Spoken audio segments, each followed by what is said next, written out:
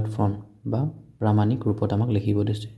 তো এই সংখ্যাবিলাক যদি আমি চাওঁ, এই কুৱেশ্যনটো যদি আমি চাওঁ, ইয়াতে আমাৰ দশমিকটো দিয়া নাই, হয় নে নহয়? এই কুৱেশ্যনত আমাৰ দশমিক দিয়া নাই, গতিকে ইয়াতে নোট এটা লিখিছোঁ, যদি পইণ্টটো বা দশমিকটো দিয়া নাথাকে তেনেহ'লে আমি কি কৰিব লাগিব? ষ্টেপ 1ত শেষত আমি দি ল'ব লাগিব।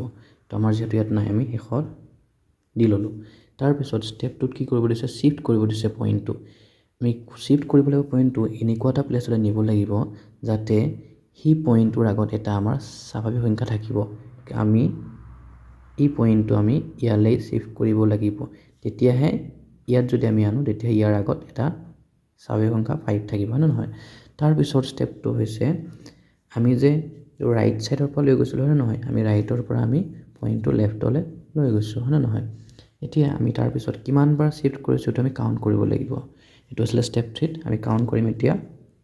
প্ৰথমতে লিখিলোঁ আমি 5 পইণ্ট, কাৰণ পইণ্টটো আমি শ্বিফ্ট কৰিলোঁ ন, 2 7 3 2 9 4 হৈ গ'ল। 5.273.294 ইনটু দহৰ ঘাত হিচাপে, তাৰপিছত দহৰ ঘাত হিচাপে লিখিব লাগিব, যিমানবাৰ শ্বিফ্ট কৰিছিলোঁ সেই হিচাপত লৈ।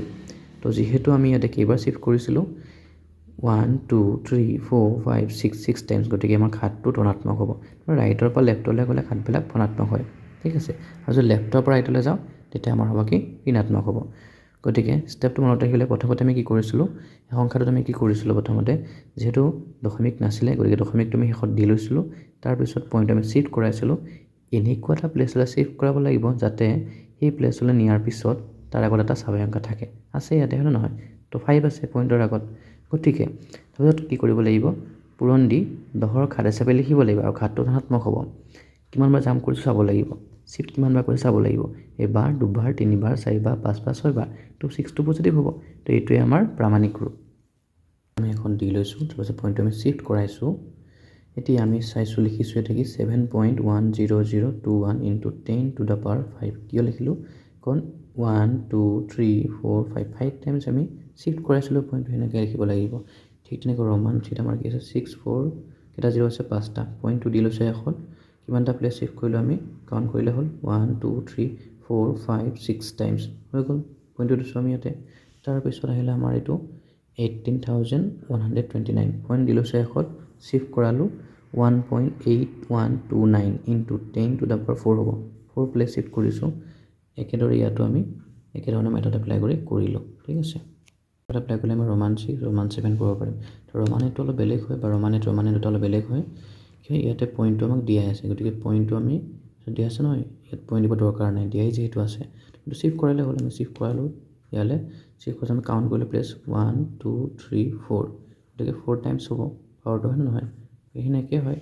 ঠিক একেদৰে ইয়াতো আমি কৰিব লাগিব। কেনেকৈ কৰিম আমি? এই কুৱেশ্যন আমি কৰিব লাগিব কি?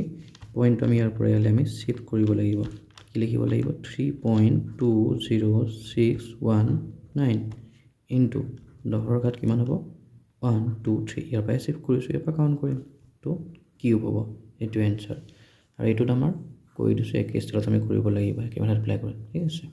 সংখ্যাবিলাক আমি কি কৰিব লাগিব? প্ৰামাণিক ৰূপত লিখিব লাগিব। ইয়াক প্ৰত্যেকটো কুৱেশ্যন আমাৰ কৰা হৈছে, তোমালোকে চাই যোৱা, বুজি পাবা তেতিয়া। একেধৰণে কৰিব পাৰিবা। ইয়াত দেখাই দিয়া হৈছে ৰোমান 1, তো ৰোমান 2, ৰোমান 3, ঠিক আছে। তাৰপিছতে ৰোমান 4 আহিলে আমাৰ এইটো, তাৰপিছত এইটো হ'লে আমাৰ ৰোমান 5, ৰোমান 6, আহিলে আমাৰ ৰোমান 7, আৰু এইটো আহিলে আমাৰ ৰোমান 8, এইটো আহিলে আমাৰ ৰোমান 9, আৰু শেষত আহিলে ৰোমান 10।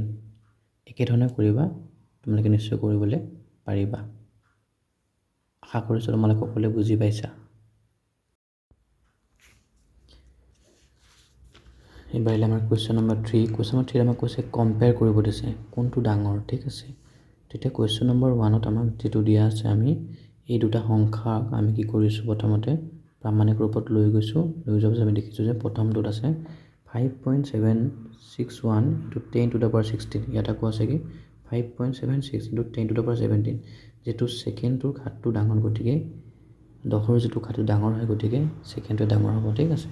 আকৌ ৰোমানটোত আমি যদি চাওঁ 343.6 ইনটু 10 টু দ্য পাৱাৰ 19, আৰু 0.3436 ইনটু 10 টু দ্য পাৱাৰ 17। এইটো আমি অলপমান চেঞ্জ কৰিব লাগিব। তো গতিকে প্ৰথম সংখ্যাটো কি হ'ব পইণ্টটো শ্বিফ্ট কৰিব লাগিব আমি দুটা প্লেচ গতিকে শ্বিফ্ট কৰি দিলোঁ কৰি দিলে আমাৰ এইটো আছে অলৰেডি 19 আছে যিটো পূৰণ হ'ব গতিকে +2 হ'ব তাৰপিছত কি পাম আমি 3.436 ইনটু 10 to the power 21 হ'ব তাৰপিছত এইটো কৰোঁ এতিয়া ইয়াতো যদি আমি চাওঁ পইণ্টটো সন্মুখত আছে তোমাৰ লেফ্ট ছাইডত আছে তো লেফ্টৰ পৰা আমি ৰাইটলৈ নিব লাগিব ক'লে আনিব লাগিব ইফালে আনিব লাগিব যেতিয়া পইণ্টটো আমি লেফ্টৰ পৰা ৰাইটলৈ যাওঁ তেতিয়া পাৱাৰটো ডহৰ নিগেটিভ আহিব এইটো ঘাত আহিব এটা প্লেচে শিফ্ট কৰিছোঁ তো 1 মাইনাছ হ'ব তো কি হ'ব আমাৰ এইটো 3.436 ইনটু ডহৰ ঘাত অলৰেডি 17 আছে এইটো যিহেতু ওলোটাকৈ গৈছে গতিকে এইটো আমাৰ মাইনাছ এটা প্লেচ ন তো -1 হ'ব তাৰপিছত কি হ'ব 3.436 ইনটু ডহৰ ঘাতটো হ'ব আমাৰ 16 এতিয়া আমি দুইটা সংখ্যা যদি চাওঁ কম্পেয়াৰ কৰি যে আমি চাওঁ তেনে কি গম পাম প্ৰথমৰটোৰ যিটো পাৱাৰ সেইটো ডাঙৰ হয় গতিকে আমাৰ প্ৰথমৰটোৱে ইয়ে ডাঙৰ হ'ব ঠিক আছে